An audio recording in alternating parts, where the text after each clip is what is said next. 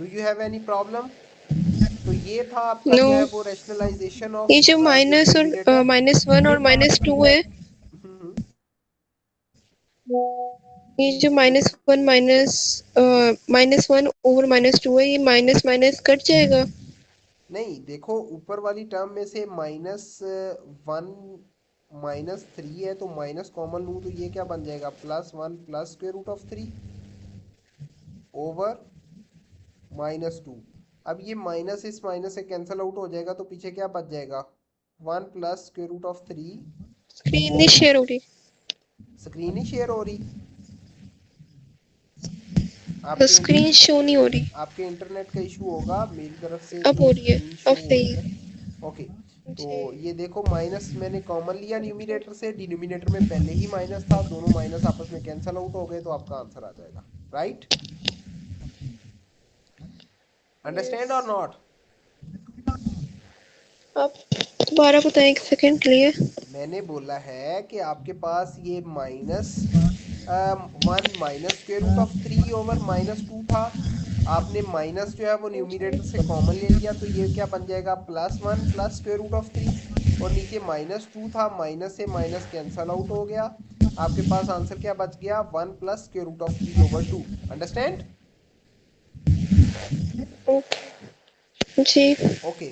उसके बाद नेक्स्ट आपके पास जो है वो दोबारा से हम सर्ट्स वाले टॉपिक को इस डॉक्यूमेंट से देखते हैं ज़्यादा डिटेल के अंदर। तो सबसे पहले देखो लिखा हुआ है सर्ट्स, तो सर्ट्स के बाद इसका जो है वो एक इंट्रोडक्शन लिखा हुआ है छोटा सा। उसके बाद कहता है surd is an example containing a root such as square root of 2, square root of 3, square root of 7 that can not be simplified into the rational numbers. तो सर्ट्स जो है वो बेसिकली वो स्क्वायर रूट्स हैं जो simplified हैं, और इनके अंदर जो है वो स्क्वायर रूट है। जैसे किसी किसी प्राइम नंबर का स्क्वायर रूट आ जाए, ठीक है ना, अगर आपके पास लिखा हुआ है ना 20 स्क्वायर रूट, तो आप इसको सिंप्लीफाई करोगे, उसके बाद आप कहोगे कि ये सर्ड है। Okay. Surds are kept in their exact form because they provide more accurate answers than decimals. तो सर्ड्स हम इसलिए यूज करते हैं क्योंकि हम इनको कैलकुलेटर से सॉल्व नहीं करते हैं, हम इनको एज इट इज छोड़ देते हैं। इस वजह से ये हमें मोर एग्जैक्ट आंसर्स देते हैं। ओके। देन लिखा हुआ है yes. Why surds are important. Surds क्यों इम्पॉर्टेंट हैं, इसके अंदर कहता है they give exact values instead of approximation. आपके पास अप्रॉक्सीमेशन की बजाय ये क्या करते हैं, ये आपको एग्जैक्ट वैल्यूज देते हैं। उसके बाद कहता है जी commonly appears in trigonometry, geometry and algebra. तो ये जब आप अलजेब्रा, ट्रिग्नोमेट्री और जो है वो ज्योमेट्री करते हैं, तो उसके अंदर कॉमनली यूज्ड होते हैं। ठीक है। नेक्स्ट आपके पास सिंप्लीफाइंग सर्ट, तो ये आपने एग्जांपल पहले कर ली है जो मैंने अभी करवाई थी। उसके बाद दो सर्ट सब्ट्रैक्ट हो रहे थे, ये भी हमने एग्जांपल कर ली है, आंसर्स देख लिए थे डिटेल के अंदर। देन रैशनलाइजिंग द डिनोमिनेटर है। इसके अंदर कहता है जी आपने डिनोमिनेटर को रैशनलाइज करना है। तो इसमें मैंने आपको दो मेथड्स बताए थे। एक मेथड क्या था कि अगर डिनोमिनेटर के अंदर सिंपल एक सर्ड हो, मतलब जस्ट स्क्वायर रूट वाली टर्म हो, तो आपने उसी टर्म से मल्टीप्लाई एंड डिवाइड कर देना है, और आपने उसको सिंप्लीफाई करना है, और आपका आंसर निकल आएगा। अगर आपके पास जो है वो, अब यहाँ पे क्वेश्चन डिफरेंट है। देखो आपके पास क्या लिखा हुआ है, 1/√3 प्लस 2 लिखा हुआ है। राइट?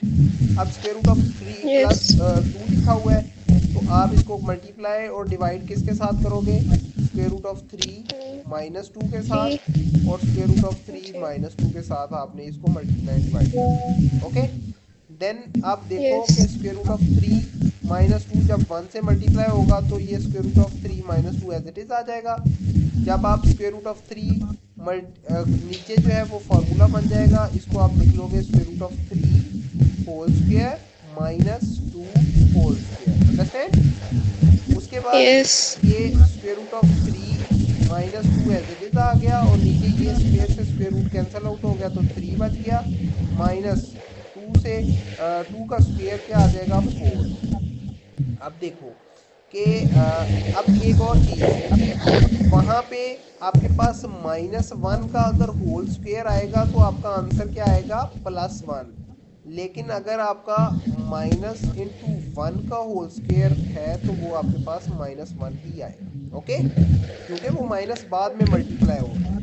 तो इस तरह से आपका क्या बन जाएगा, स्क्वेयर रूट ऑफ 3 -2/-1। अब देखो, अगर न्यूमिनेटर में से मैं -1 कॉमन ले लूँ तो क्या बन जाएगा, -1 कॉमन ले लूँ तो ये बन जाएगा -√3।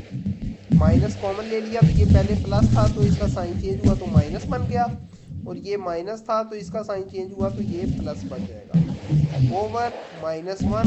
ये माइनस से माइनस कट गया, तो अब देखो इसका आंसर क्या आ गया, -√3 + 2।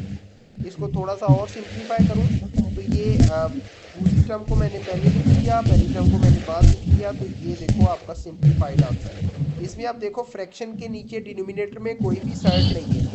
That means that we have done our rationalising the denominator. Okay, any problem? मुझे ये थ्री, ये नहीं समझ आया कि +3 - 2 = -1 के बाद से कुछ समझ नहीं आया। देखो मैं ये कह रहा हूँ कि आपके पास ये न्यूमिनेटर था, ये डिनोमिनेटर था, जी। हमने इसमें से -1 कॉमन ले लिया। जब भी किसी टर्म में से -1 कॉमन लेते हैं, मैं 45 में से -1 कॉमन लूँ तो ये बन जाएगा -1 टाइम्स -45। क्यों? क्योंकि पहले इसके साथ प्लस साइन था, जब मैंने माइनस कॉमन लिया तो इसका साइन ऑपोजिट हो गया, दैट इज माइनस साइन, -45।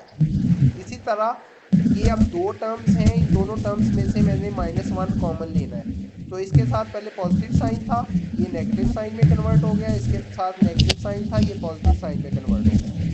नीचे आपके ओके। -1 था, -1 से -1 कैंसिल आउट हो जाएगा, तो पीछे क्या बच जाएगा, -√3 + 2। अब इसको मैंने सेकंड टर्म को पहले लिख दिया और फर्स्ट टर्म को बाद में लिख दिया, तो ये 2 -√3 बन गया। ओके, हम बगैर कॉमन लिए भी तो आगे सिंप्लीफाई कर ही सकते थे। कैसे?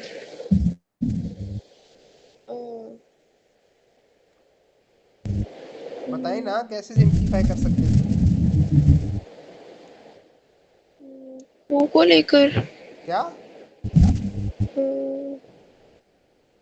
अगर हम 2 को कॉमन ले लेते फिर, किस में से 2 को कॉमन लेना? जहाँ पे हमने 1 लिया है वहाँ पे अगर हम 2 को कॉमन लेते। तो 2 को कॉमन कैसे ले सकते हैं, आपके पास ये फर्स्ट टर्म के अंदर 2 है इसके अंदर, नहीं, तो फिर 2 कैसे कॉमन आना लेकिन था? सेकंड। तो सेकंड में से अगर सिंपल सेकंड में से ही 2 कॉमन आ रहा है तो फर्स्ट में से तो नहीं ना आ रहा। कॉमन का मतलब क्या होता है कि वो फर्स्ट टर्म में भी कि हो, दोनों में सेकंड टर्म में भी हो, हर टर्म में भी हो। तो ये 2 तो ओके। किसी टर्म में भी नहीं है, सिर्फ एक टर्म में है। लेकिन 1 अगर हमने कॉमन लिया है तो 1 तो हर टर्म के अंदर होता है, ओके। तो किसी कभी भी कभी टर्म। होता है ना कि हमें समझ नहीं आता कि आगे सिंप्लीफाई कैसे करें, तो हम यहीं तक सिंप्लीफाई कर देते हैं कि मतलब हमें लगता है सिंप्लीफाई हो गया लेकिन होता नहीं है। तो तब सिंप्लीफाई कैसे ये यहाँ तक बेचा भी है? हो गया है, लेकिन हमें जो डिनोमिनेटर के अंदर नेगेटिव साइन जो था ना वो भी कोई इतना अच्छा नहीं लग रहा जी। था। हमने उस नेगेटिव साइन को पॉजिटिव साइन में कन्वर्ट किया है, देन ये इजी ओके। मोर सिंप्लीफाइड हो गया। Okay, okay. ओके। ओके। अभी आपके पास जो है वो कुछ क्वेश्चंस, ये देखो ये एग्जांपल भी है, इसकी सॉल्व्ड एग्जांपल ये भी है। इसके अंदर जो है वो √72 को उसने सिंप्लीफाई किया हुआ है, तो उसी तरह से फैक्टराइजेशन करोगे आप। देन फिर क्वेश्चन नंबर 2 के अंदर, एग्जांपल 2 के अंदर उसने एक और सर्ट दी हुई है, और इस सर्ट को आपने क्या किया है, रैशनलाइज किया है। देन जो है वो इसकी एक प्रैक्टिस एक्सरसाइज है जो कि ग्रोथ और डिके की है। इसी तरह सर्ट की भी प्रैक्टिस एक्सरसाइज है, और इसके कुछ क्वेश्चंस हैं। Here we have also some practice questions. इसमें से दो जो है वो एक्सपोनेंशियल ग्रोथ के हैं, और दो क्वेश्चंस जो है वो सर्ट के हैं, राइट? ये आपने कंप्लीट करने हैं। यहाँ यस। तक कोई इशू है तो आप मुझे ओके। बता सकते हो। ये दोनों डॉक्यूमेंट्स मैं आपको शेयर कर देता हूँ, और इसमें से जो आपके ओके। पास एग्जांपल्स हैं सॉल्व, वो भी आपने सॉल्व करनी है, और जो प्रैक्टिस एक्सरसाइजेज हैं वो भी आपने मुझे सॉल्व करके सेंड करनी है। Okay, okay.